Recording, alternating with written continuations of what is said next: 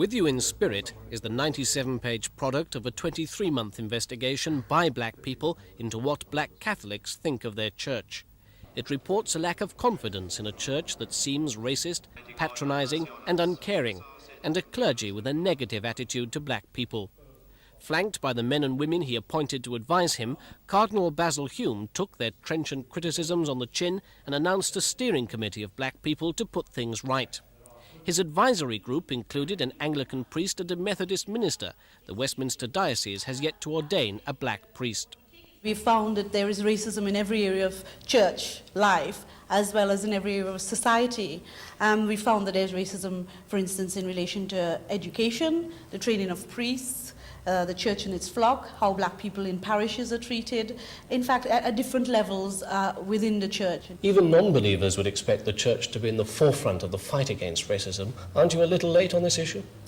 Well, we like to think we haven't been too far behind. I mean, there are some very notable parish priests who've been at this in Bayswater, in Notting Hill, and Southall, and various places.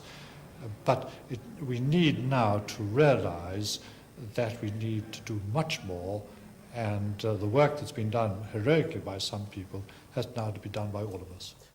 Cardinal Hume highlights the report acknowledges pockets of good practice in parishes and schools. The Cardinal Pole Catholic School in Hackney has equal numbers of black and white pupils in its sixth form and equal numbers moving on to further education. And I don't have any concerns that our Afro-Caribbean children are disadvantaged here. But in other areas, many black parents who received a Catholic education themselves feel their children get a raw deal in church schools. The church's last initiative towards black Catholics produced a Caribbean pastoral service, dismissed today as a house built on sand because black people weren't consulted over its good intentions. There's a call for a more wide-ranging resource centre and at least one Caribbean Mass somewhere in London each Sunday. The report concludes that the church now has no choice but to get involved in the struggle against racism. David Bellin, Thames News. So to prepare ourselves for